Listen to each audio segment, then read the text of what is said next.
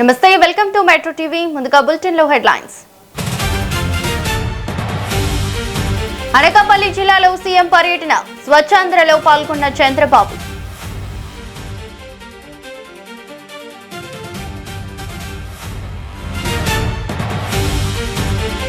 పాఠశాలల్లో మౌలిక వసతులపై ప్రభుత్వం దృష్టి, ఏఐ, స్టెమ్, రోబోటిక్స్ ల్యాబ్లకు లోకేష్ శ్రీకారం.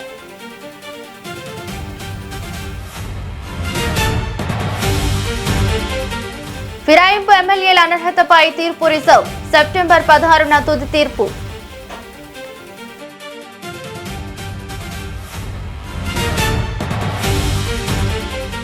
ఫోక్ సాంగ్ ఆర్టిస్టు కేసులో ట్విస్ట్, శరణ్యపై మాధురి కంప్లైంట్.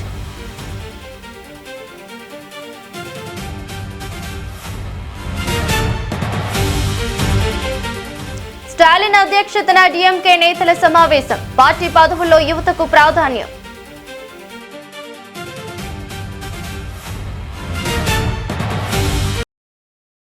ఇక డీటెయిల్స్ చూస్తే, ఫిరాయింపు ఎమ్మెల్యేల అనర్హత పిటిషన్ పై తెలంగాణ హైకోర్టు తీర్పును రిజర్వ్ చేసింది. జస్టిస్ ఆపరేషన్ కుమార్ సింగ్ ధర్మాసనం సెప్టెంబర్ 16న తుది తీర్పు ఇవ్వనుంది. బీఆర్ఎస్ నుంచి గెలిచి కాంగ్రెస్ లో చేరిన ఎమ్మెల్యేలపై అనర్హత పిటిషన్ ను స్పీకర్ కొట్టివేయడాన్ని సవాల్ చేస్తూ బీఆర్ఎస్ నేతలు హైకోర్టును ఆశ్రయించారు. విచారణ సందర్భంగా ఎమ్మెల్యేలు పార్టీ మారినట్లు ఆధారాలను బీఆర్ఎస్ తరపు న్యాయవాదులు కోర్టుకు సమర్పించారు. అయితే తాము ఇప్పటికే బీఆర్ఎస్ లోనే ఉన్నామని ఫిరాయింపు ఎమ్మెల్యేల తరపు న్యాయవాదులు వాదించారు. ఇరు వర్గాల వాదనలు విన్న ధర్మాసనం తీర్పును రిజర్వ్ చేసింది.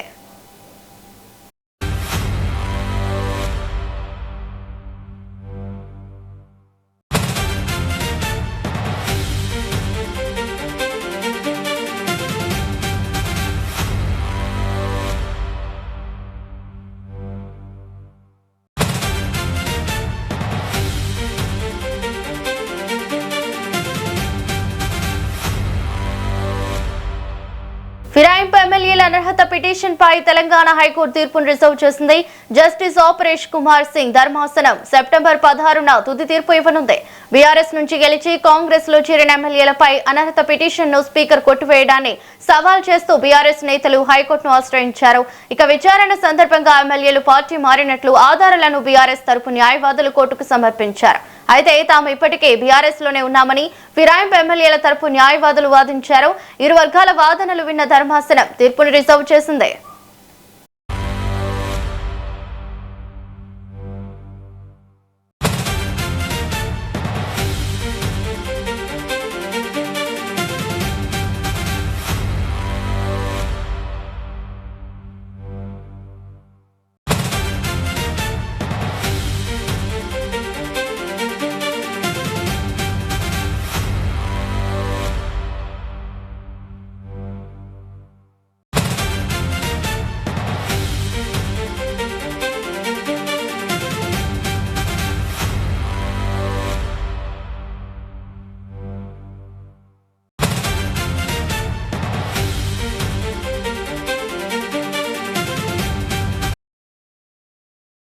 ఫిరాయింపు ఎమ్మెల్యేల అనర్హత పిటిషన్ పై తెలంగాణ హైకోర్టు తీర్పును రిజర్వ్ చేసింది. జస్టిస్ ఆపరేషన్ కుమార్ సింగ్ ధర్మాసనం సెప్టెంబర్ 16న తుది తీర్పు ఇవ్వనుంది. బీఆర్ఎస్ నుంచి గెలిచి కాంగ్రెస్ లో చేరిన ఎమ్మెల్యేలపై అనర్హత పిటిషన్ ను స్పీకర్ కొట్టివేయడాన్ని సవాల్ చేస్తూ బీఆర్ఎస్ నేతలు హైకోర్టును ఆశ్రయించారు. ఇక విచారణ సందర్భంగా ఎమ్మెల్యేలు పార్టీ మారినట్లు ఆధారాలను బీఆర్ఎస్ తరపు న్యాయవాదులు కోర్టుకు సమర్పించారు. అయితే తాము ఇప్పటికే బీఆర్ఎస్ లోనే ఉన్నామని ఫిరాయింపు ఎమ్మెల్యేల తరపు న్యాయవాదులు వాదిస్తున్నారు. ఇక ఇరు వర్గాల వాదనలు విన్న ధర్మాసనం తీర్పును రిజర్వ్ చేసింది. ఇక ఇదే అంశంపై పూర్తి డీటెయిల్స్ మా బ్యూరో చీఫ్ శేఖర్ లైవ్ లో అందిస్తారు. శేఖర్. రౌలి బీఆర్ఎస్ పార్టీలో గెలిచిన 10 మంది ఎమ్మెల్యేలు పార్టీ ఫిరాయింపు ఆరోపణలు ఎదుర్కొంటున్న ఫిరాయింపు ఎమ్మెల్యేల అంశంలో హైకోర్టు ఒక సంచలన నిర్ణయాన్ని మాత్రం తీసుకుంది. తీర్పును రిజర్వ్ చేసింది. అదే ఫిరాయింపు ఎమ్మెల్యేల విచారణ నేపథ్యంలో స్పీకర్ గడ్డం ప్రసాద్ కుమార్, అసెంబ్లీ స్పీకర్ దాన్ని ఆ పిటిషన్ని కొట్టివేశారు, ఆ తీర్పుని క్లోజ్ చేశారు. దీంతో బీఆర్ఎస్ ఎమ్మెల్యేలు, బీఆర్ఎస్ పార్టీకి చెందిన వివేకానంద గౌడ్, కొంతమంది ఎమ్మెల్యేలు పాడి కౌశిక్ రెడ్డి కోర్టును ఆశ్రయించారు. దీంతో పార్టీ ఫిరాయింపు ఎమ్మెల్యేలకు పూర్తి ఆధారాలు ఉన్నాయంటూ కోర్టుకు సమర్పించారు. ఈ నేపథ్యంలో హైకోర్టు తీర్పును రిజర్వ్ చేస్తూ ఒక నిర్ణయాన్ని మాత్రం తీసుకుంది. దీంతో అటు దానం నాగేందర్కు మాత్రం ఇబ్బందికర పరిస్థితి ఎదుర్కొంటున్నారు. ఖైరతాబాద్ ఎమ్మెల్యేగా ఉన్న దానం నాగేందర్ బీఆర్ఎస్ పార్టీలో గెలిచి ఎమ్మెల్యేగా ఉన్న తర్వాత తను కాంగ్రెస్ పార్టీ కండువకు వెళ్ళిన తర్వాత అదే ఎమ్మెల్యేగా ఉంటూనే ఎంపీ స్థానానికి కూడా పోటీ చేశారు. దీంతో ఆ ఆధారాలను సంబంధించి పూర్తిగా బీఆర్ఎస్ పార్టీ నాయకులు కోర్టుకు సమర్పించారు. తను పార్టీ ఫిరాయించినట్టుగా తమ దగ్గర పూర్తి ఆధారాలు ఉన్నాయని చెప్పేసి ఎంపీగా తను ఏదైతే బీఫామ్ మీద కాంగ్రెస్ బీఫామ్ మీద పోటీ చేశారో ఆ బీఫామ్కి సంబంధించిన ఆధారాలను తను పార్టీ మారినట్లు ఉన్న ఆధారాలను పూర్తిగా కోర్టుకు సమర్పించడంతో మరొకసారి తెర మీదకి వచ్చింది పార్టీ ఫిరాయింపు ఎమ్మెల్యేల అంశం. దీంతో రాష్ట్ర వ్యాప్తంగా మళ్ళీ అటువైపే చర్చ మొదలైన పరిస్థితి. దానం నాగేందర్ పైన మరి ఎలాంటి నిర్ణయం ఉండబోతుంది, వేటు ఏమైనా పడుతుందా అనేది మాత్రం బీఆర్ఎస్ పార్టీ మాత్రం ఇప్పటికే చూస్తుంది. అయితే దానం నాగేందర్ మాత్రం కోర్టుకు తను ఏదైతే వివరణ ఇచ్చారో నేను ఇంకా బీఆర్ఎస్ పార్టీలోనే కొనసాగుతున్నాను అంటూ పార్టీ ఫిరాయించిన ఎమ్మెల్యేలు మాత్రం కోర్టుకు తమ నివేదికను ఇచ్చారు. కానీ ఎట్టి పరిస్థితుల్లో అంటే పార్టీ బీఆర్ఎస్ పార్టీలోనే ఉన్నామని ఏదైతే నివేదిక ఇచ్చారో దానిపైన మరి బీఆర్ఎస్ పార్టీలో అన్న ఎమ్మెల్యేలు కాంగ్రెస్ బీఫామ్ మీద ఎలా పోటీ చేస్తారు అనే అంశాన్ని బీఆర్ఎస్ పార్టీకి చెందిన ఎమ్మెల్యేలు ఆ అంశాన్ని లేవనెత్తుతూ కోర్టుకు వెళ్ళిన పరిస్థితి. దీంతో పార్టీ ఫిరాయింపు ఎమ్మెల్యేలపైన ఏదైతే కోర్టు తీర్పు ఉందో దాన్ని రిజర్వ్ చేసింది. మరొకసారి ఈ అంశం తెర మీదకి వచ్చింది. దీనిపైన వాదోపవాదనలు ఇప్పటికే బీఆర్ఎస్ పార్టీకి చెందిన అడ్వకేట్స్ కూడా దీనిపైన వాదోపవాదనలు వినిపిస్తూనే దానికి సంబంధించిన పూర్తి ఆధారాలను కోర్టుకు సమర్పించారు. మరోవైపు కాంగ్రెస్ పార్టీ ఫిరాయించిన ఎమ్మెల్యేల అడ్వకేట్లు కూడా బీఆర్ఎస్ పార్టీలోనే కొనసాగుతున్నారు అనే ఆధారాలను కొన్ని కోర్టుకు మాత్రం సమర్పించారు. ఈ నేపథ్యంలో కోర్టు ఈ రెండు అంశాలను పరిశీలించిన తర్వాత తను ఏదైతే కాంగ్రెస్ పార్టీలో చేరి బీఆర్ఎస్ పార్టీలో గెలిచి కాంగ్రెస్ పార్టీలో చేరి కాంగ్రెస్ పార్టీ బీఫామ్ మీద ఎంపీగా పార్లమెంటుకు పోటీ చేయడం పైన హైకోర్టు ఆ పాయింట్ని కోట్ చేస్తూ కోర్టు తీర్పును మాత్రం రిజర్వ్ చేసిన పరిస్థితి. మరి ఎలా వెళ్తుంది, మరొకసారి బెంచ్ మీదకి వస్తుందా, ఈ తీర్పు ఎలా ముందుకు వెళ్తుంది, ఈ ఫిరాయింపు ఎమ్మెల్యేలపైన హైకోర్టు మరొకసారి చర్చించిన తర్వాత ఎలాంటి కోర్టులో వాదనలు వెళ్ళిన తర్వాత ఎలాంటి నిర్ణయం తీసుకోబోతుంది, దానం నాగేందర్ పైన మరి ఏమైనా వేటు వేసే అవకాశం ఉందా, అంటే స్పీకర్కి ఎలాంటి ఆదేశాలు ఇస్తారో అనేది మాత్రం వేచి చూడాల్సి ఉంది. రవలి శేఖర్.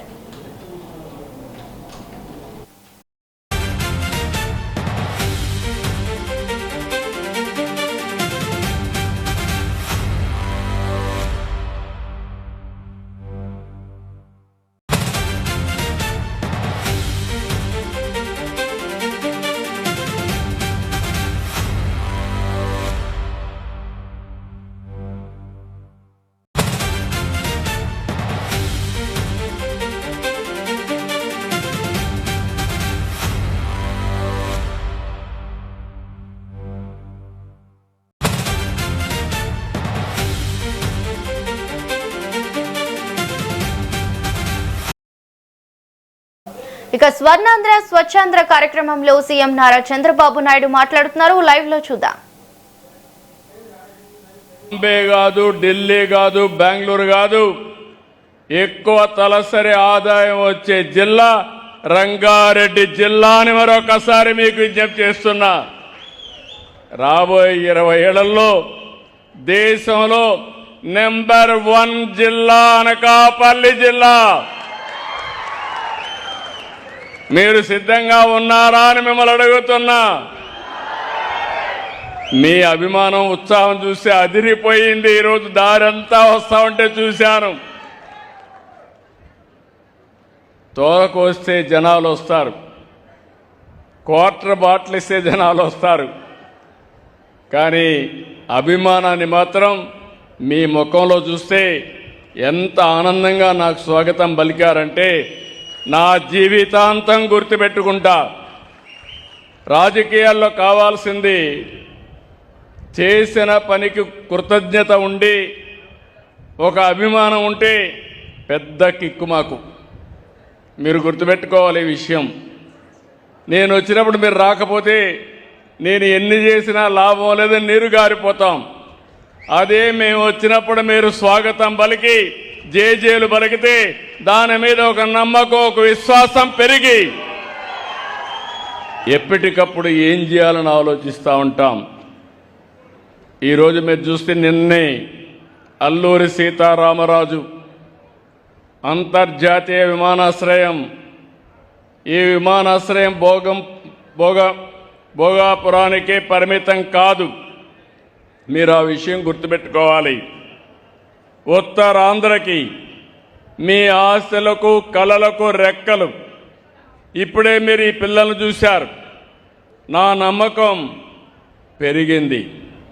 దానికి కారణం ఈ చిన్న పిల్లలను కానీ ఇప్పటి నుంచే నేర్పిస్తే ప్రపంచాన్ని శాసించే శక్తి ఈ పిల్లలకు వస్తుందని చెప్పి కూడా నేను మీకు తెలియజేస్తున్నా. ఆంధ్రప్రదేశ్ అంటే ఒకప్పుడు 25 సంవత్సరాల కంటే ముందు నేను ఐటీకి ప్రాధాన్యత ఇచ్చా. ఈరోజు ప్రపంచంలో తెలుగు వారు ఎక్కడున్నా హైయెస్ట్ పర్ క్యాపిటా ఇన్కమ్. ఇప్పుడు నేను ఐటీ ఒకటే మాట్లాడడం లేదు, ఏఐ మాట్లాడుతున్నా, డేటా సెంటర్స్ మాట్లాడుతున్నా. నాకు ఎంత ఆనందంగా ఉందంటే ఇప్పుడే వాళ్ళు మాట్లాడినప్పుడు డేటా సెంటర్ గురించి, క్వాంటమ్ గురించి నాకు కూడా తెలియని విషయాలు వీళ్ళు మాట్లాడే పరిస్థితికి వచ్చారు. క్వాంటమ్ ప్రారంభించిన నాకు మామూలు కంప్యూటర్ కంటే 1000 రెట్లు స్పీడ్లో పనిచేస్తుందని ఆ అబ్బాయి చెప్పినప్పుడు నా మనసు పులకించిందని చెప్పి కూడా నేను మీకు మరొక్కసారి తెలియజేస్తున్నా. 4-5 దేశాల్లో ప్రపంచంలో ఫస్ట్ టైం మనం క్వాంటమ్ కంప్యూటర్ భారతదేశానికి వస్తూ ఉంది. ఆ కంప్యూటర్ మన రాష్ట్రానికి అమరావతికి రావడం గర్వకారణం అని మరొక్కసారి మీ అందరికీ విజ్ఞప్తి చేస్తున్నాను. ఇంకొక పక్కన తొందరలోనే అనకాపల్లికి, విశాఖపట్నానికి గోదావరి నీళ్లు తీసుకొస్తాం. తొందరలో అంటే ఎప్పుడో కాదు, ఫస్ట్ వీక్ ఆఫ్ సెప్టెంబర్ మళ్ళీ వస్తా. అనకాపల్లికి నీళ్లు తీసుకొచ్చి మీకు చూపిస్తానని మరొక్కసారి మీ అందరికీ హామీ ఇస్తున్నాను. అదే సమయంలో ఈ సంవత్సరం మళ్ళీ పనులన్నీ పూర్తి చేసి విశాఖపట్నానికి తీసుకొస్తాం, నీళ్లు తీసుకెళ్తాం. కొంతమంది మాట్లాడుతున్నారు, నాకెప్పుడు సవాళ్లే. నేను ఏ మంచి పని చేయాలన్నా ఇమ్మీడియట్గా వచ్చేస్తారు, ఏదంటే అది మాట్లాడతారు. ఇంకా డేటా సెంటర్ రాలేదు. గూగుల్ డేటా సెంటర్ మీరు చూస్తే ఒక్క అమెరికాలో ఉండి మొట్టమొదటిసారిగా ఇండియాకు వస్తామని, ఇండియాకు వచ్చిన తర్వాత ఎక్కడ పెట్టాలంటే అనుకూలమైన ప్రదేశం అని మన విశాఖపట్నం, ఒక సుందరమైన నగరం విశాఖపట్నానికి వచ్చారు. అది వస్తే బెంగళూరు కలవరపడింది, వేరే రాష్ట్రాలు ఆశ్చర్యపోయినాయి. కానీ ఇక్కడుండే వాళ్ళు మాత్రం ఒకరిద్దరు ఫ్లాగులు పట్టుకుంటారు వద్దని. డేటా సెంటర్ అంటే తెలియదు, లాభాలు తెలియవు, అంటే వాళ్ళకి కావాల్సింది రాజకీయం కావాలి, ఎవరో చెప్తే నమ్మాలి. ఇంతవరకు డేటా సెంటర్ కన్స్ట్రక్షనే ప్రారంభం కాలేదు, నీళ్లు ఇంకిపోయినాయంట, తాగడానికి నీళ్లు లేవంట. అది మాకు వద్దంటారు. నేను అడుగుతున్నా, ఇలాంటి పిల్లలు, వీళ్ళు మట్టిలో మాణిక్యాలు, వీళ్ళకు అవకాశాలు ఇస్తే ప్రపంచాన్ని శాసించే శక్తి ఉండే పిల్లలు మన పిల్లలని మరొకసారి మీకు తెలియజేస్తున్నా. అదే నా నమ్మకం. డేటా సెంటరు నేను 1 ప్రారంభిస్తే 5 వచ్చాయి, 5 గిగావాట్స్కి వచ్చాయి. ఈరోజు 5 గిగావాట్స్ ఇక్కడ వస్తే కొన్ని లక్షల మందికి ఏఐ ప్రొఫెషనల్స్గా తయారవుతారు, మంచి ఉద్యోగాలు వస్తాయి. ఆ ఉద్యోగాలు వస్తే ఆదాయం కూడా ఆకాశమే హద్దుగా ఉంటుంది ఇన్నోవేషన్లో. ఇంకో పక్క అన్నిటికి కావాల్సిన 3.5 టీఎంసీ నీళ్లు. నాకు ఏదైతే పోలవరం నుంచి వచ్చే నీళ్లు నేరుగా గ్రావిటీతో వస్తాయి. ఈరోజు హామీ ఇస్తున్నా, అనకాపల్లి జిల్లా ప్రతి చెరువు, ప్రతి రిజర్వాయర్ నింపే బాధ్యత తీసుకుంటాం. దీనికి బ్రహ్మాండమైన, ఒకప్పుడు రంగారెడ్డి జిల్లాకి ఇంత అనుకూలత లేదు కానీ, నీళ్లు లేవు కానీ, ఇక్కడ నీళ్లు కూడా ఇస్తే బ్రహ్మాండంగా ముందుకు పోయే పరిస్థితి వస్తుంది. అయితే ఇక్కడికి వచ్చినప్పుడు అభివృద్ధి అంటే పరిశ్రమలు, పెట్టుబడులు, కంపెనీలే కాదు, అభివృద్ధి అంటే స్వచ్ఛమైన ప్రాంతాలు, ఆరోగ్యకరమైన జీవితాలు, పర్యావరణ పరిరక్షణ కూడా. ఇప్పుడే వాళ్ళని చూస్తే వాళ్ళ స్కూల్లో చేసే విషయాలు మీరు చెప్పే పరిస్థితికి వచ్చారు. ఈ ప్రజానీకానికి విజ్ఞప్తి చేస్తున్నాను, 3వ శనివారం ప్రతి నెల నేను అందరికీ ఒకటే విజ్ఞప్తి చేసిన, ఏ పని చేయక్కర్లేదు, కొంపలేమీ కూలిపోవు. స్వచ్ఛత గురించి ఆలోచించండి, పరిశుభ్రత గురించి ఆలోచించండి, సమాజ హితం కోసం మీకు చేతనైనంత వరకు పనిచేయమన్నాను. ఇది కానీ మనం చేయగలిగితే, ఈరోజు మనం చూస్తున్నాం, మన ఇంటి ముందర ఎవరన్నా చెత్తేస్తే మనకు కోపం వస్తుంది, కానీ మన ఇంట్లో చెత్త మాత్రం తీసిపోయి రోడ్డు మీద వేస్తాం. ఇల్లు మనది, రోడ్డు మాత్రం మంది కాదనుకుంటున్నాం. రోడ్డు మనది, ఇల్లు మనదే అనే కానీ మనస్తత్వం వస్తే ఆటోమేటిక్గా చాలా సమస్యలు పరిష్కారం అవుతాయి. ఇక్కడే కోనేరు చూశాను, పేరేంటమ్మ కోనేరు, ధర్మ కోనేరును చూశాను. ఎంత ఆనందం కలిగిందంటే, ఎప్పుడో కట్టినటువంటి కోనేరుని, త్రాగునీరుండే కోనేరు రాను రాను కలుషితమైన నీళ్లు, బురద నీళ్ళు అయిపోయి చాలా భయంకరంగా ఉంటే, ఈరోజు ఎవరైనా ఈ గ్రామం కానీ ఈ ప్రాంతం వాళ్ళు కానీ సాయంత్రం పోయి ఫ్రెష్ ఎయిర్ అక్కడ పీల్చుకొని చుట్టూరు ఒక 4 రౌండ్లు వేస్తే మీ ఆరోగ్యం ఆటోమేటిక్గా ఇంప్రూవ్ అయిపోతుందని చెప్పి కూడా నేను మీకు తెలియజేసుకుంటున్నా. అలాంటి మంచి కేంద్రాన్ని తయారు చేసే పరిస్థితికి వచ్చారు. ఈరోజు ఇక్కడ స్వచ్ఛాంధ్ర స్వర్ణాంధ్ర కార్యక్రమం మీ అందరినీ ఒకటే కోరుతున్నాం, ఇక్కడుండి పారిశుద్ధ కార్మికులను అభినందిస్తున్నాం. ప్రజలు, ప్రభుత్వ ఉద్యోగులు, స్వచ్ఛంద సంస్థలు స్వచ్ఛత కోసం ముందుకు వస్తున్నాయి. ఈరోజు ఈ కార్యక్రమంలో భాగస్వాములైన అందరినీ కూడా అభినందిస్తున్నాం. మన ఊరు మన బాధ్యత, ఈ సంకల్పం అందరూ తీసుకోవాల్సిన అవసరం ఉంది. పరిశుభ్రత అంటే రోడ్లను ఊడ్చడం, చెత్తను తరలించడం మాత్రమే కాదు, మన ఇల్లు, వీధి, కార్యాలయం, పాఠశాల, మార్కెట్, బహిరంగ ప్రదేశం, అన్ని ప్రాంతాలు పరిశుభ్రంగా ఉండాలి. అప్పుడే పరిశుభ్రమైన గ్రామాలుగా తయారవుతాయి, ఆరోగ్యకరమైన కుటుంబాలు వస్తాయి, స్వచ్ఛమైన పర్యావరణం వస్తుంది. దానికే నేను ఈరోజు ఆలోచించాను. ఒకప్పుడు విజన్ 2020 అంటే చాలామంది ఎగతాళి చేశారు. అది ఈరోజు హైదరాబాదు చూస్తే అందరికీ అర్థమవుతుంది.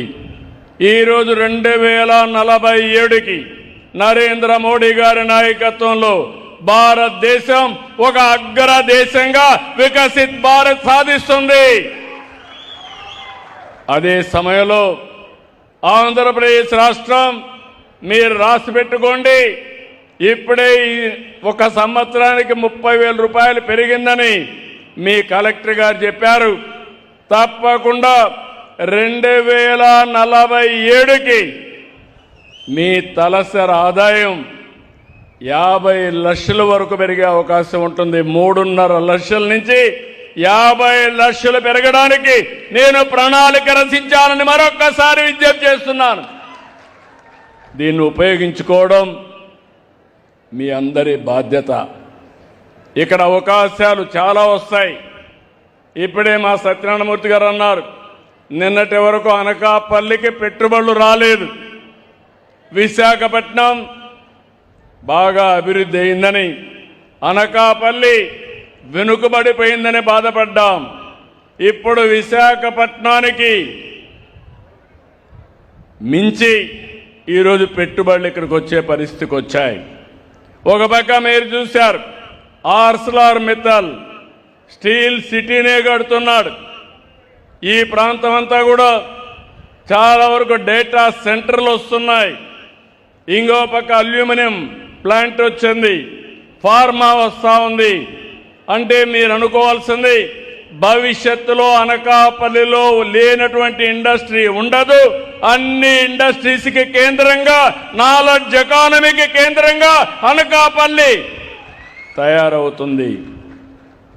అలాంటి అనకాపల్లిలో మనం గుర్తుపెట్టుకోవాల్సింది, ఒక పరిశుభ్రమైన ప్రాంతం ఉండాలంటే ప్రతి గ్రామం జీరో వేస్ట్ పంచాయతీగా తయారు కావాలి.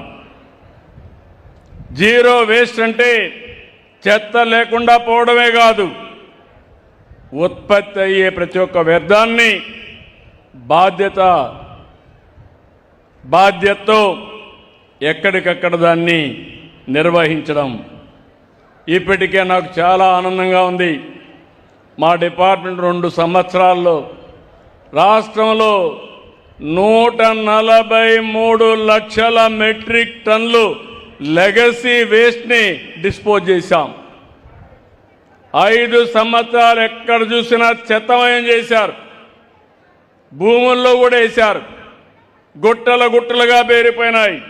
మీరు ఒక విషయం గుర్తుపెట్టుకోవాలి, ఎక్కడన్నా చెత్త ఉంటే వర్షం వచ్చినప్పుడు ఆ చెత్తంతా కూడా భూగర్భ జలాల్ని కలుషితం చేస్తుంది.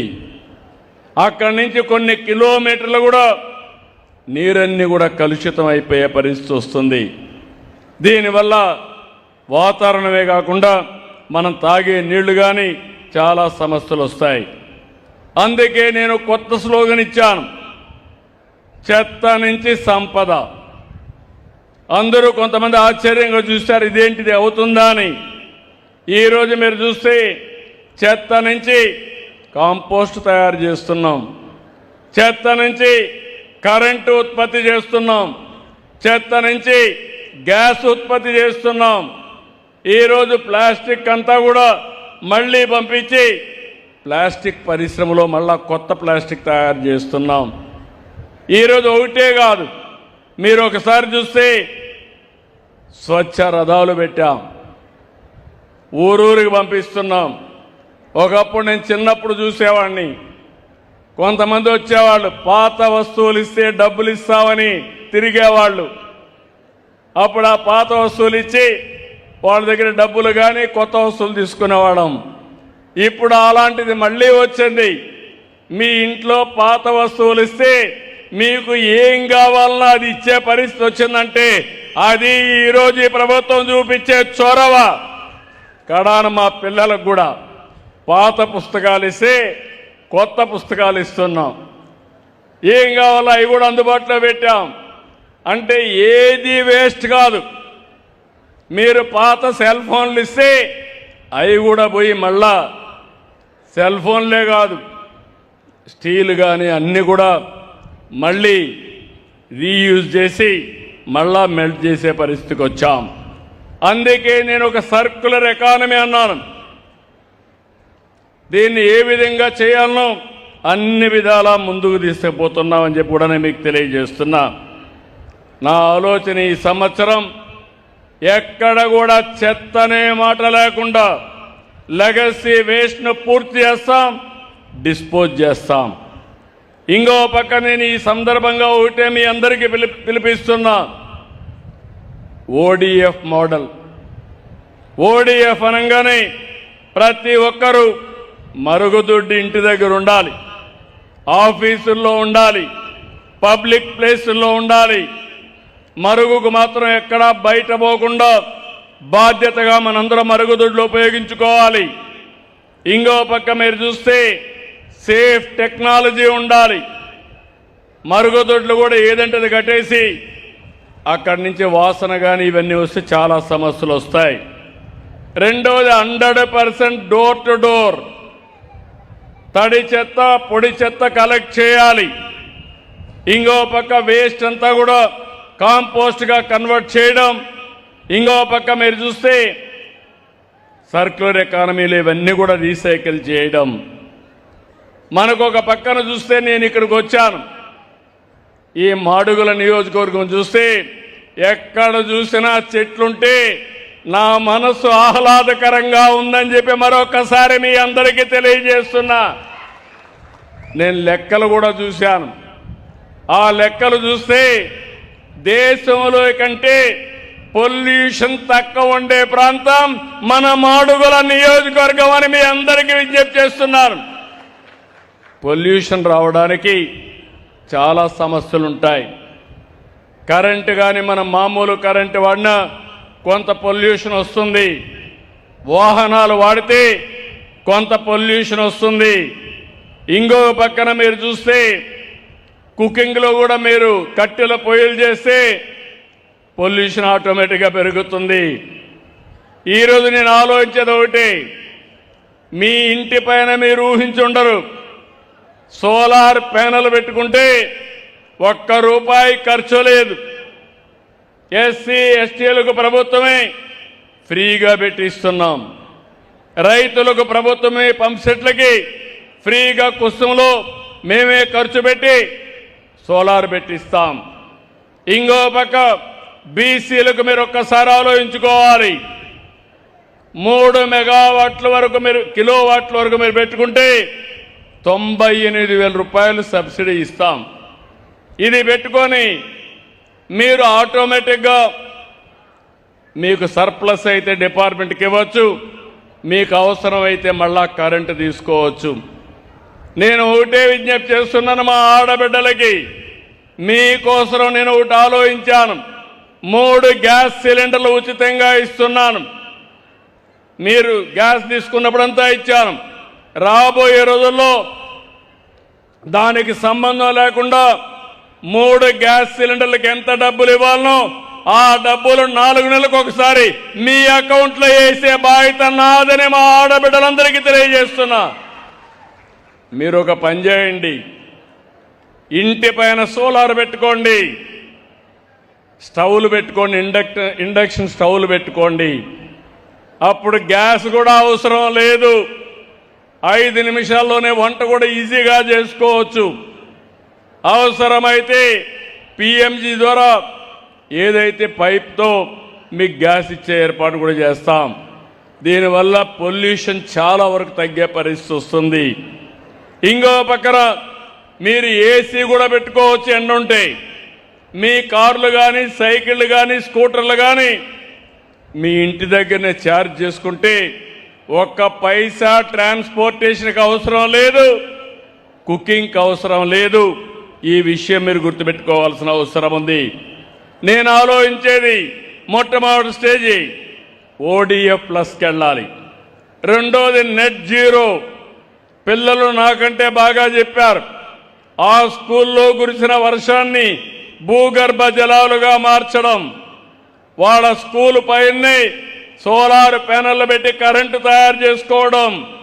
ఇంకో పక్క ఆ స్కూల్లో చెత్త ఉంటే దాన్ని కాంపోస్ట్గా తయారు చేసుకుని తద్వారా చెట్లకు కానీ కిచెన్ గార్డెన్కి కానీ పెంచుకోవడం.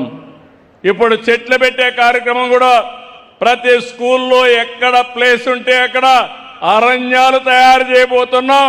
అదే ఆ చిన్న పాప చాలా బ్రహ్మాండంగా చెప్పింది. మనస్ఫూర్తిగా అభినందనలు. నీకంతా కూడా ఆ పాపని నేను మనస్ఫూర్తిగా ఆశీర్వదిస్తున్నా. ఎంత 3వ తరగతి, చక్కని ఇంగ్లీషు, చక్కని భాష నాలెడ్జ్ కూడా. ఆ పాపకు సరిగా చదివిస్తే రేపు 20-30-15 సంవత్సరాల తర్వాత మీరు ఒక్కసారి ఊహించండి, ఆ పాప ఏదైనా చేసే శక్తి వస్తుందా లేదో ఒక్కసారి మీరు ఆలోచించుకోవాలి. ఎంత వాళ్ళల్లో పరిజ్ఞానం వచ్చిందంటే, ఒకప్పుడు ప్రైవేట్ స్కూల్కి పోయేవారు, ఇప్పుడు ప్రైవేట్ స్కూల్ నుంచి గవర్నమెంట్ స్కూల్కి వస్తున్నారు. అది ఈ ప్రభుత్వం యొక్క పనితనం. మనకేం తక్కువ ఉన్నాయండి మన స్కూళ్ళకి? ప్రైవేట్ స్కూళ్ళన్నీ రెంటెడ్ బిల్డింగ్లు, సరైన ప్రెమిసెస్ ఉండదు. ఈరోజు మనకు మంచి బిల్డింగ్లు ఉన్నాయి, మంచి వాతావరణం ఉంది, మంచి టీచర్లు ఉన్నారు. మా టీచర్లు మనసు పెడితే ప్రపంచాన్ని జయించే పిల్లల్ని తయారు చేసే శక్తి ఈ టీచర్లకు ఉంది. అందుకే మొట్టమొదటిసారిగా ODF అంటున్నా, ఇప్పుడు నెట్ జీరో అంటున్నా, భవిష్యత్తులో కార్బన్ న్యూట్రల్ అంటున్నా. మనం గాలి పీల్చుకుంటాం, కార్బన్ డయాక్సైడ్ వదిలిపెడతాం. కార్బన్ డయాక్సైడ్ చెట్టు పీల్చుకుంటుంది, మళ్ళీ అది ఆక్సిజన్ వదిలిపెడుతుంది. ఇదొక సైకిల్. మనం పశువులు ఉంటాయి, పశువులు కూడా ఆక్సిజన్ పీల్చుకొని కార్బన్ డయాక్సైడ్ వదిలిపెడుతుంది. అంటే మనం గుర్తుపెట్టుకోవాల్సింది మన ఆరోగ్యం, పశువుల ఆరోగ్యం అన్నీ బాగుండాలంటే ఆక్సిజన్ ఎక్కువ ఉండాల్సిన అవసరం ఉంది. అందుకే నేను కార్బన్ న్యూట్రల్ అంటున్నా. పొల్యూషన్ ఉంది, పొల్యూషన్ అనేక రకాలుగా వస్తుంది. కొంతమంది మీరు చూస్తే కొన్ని వాహనాలు వాడతారు, పాతవన్నీ.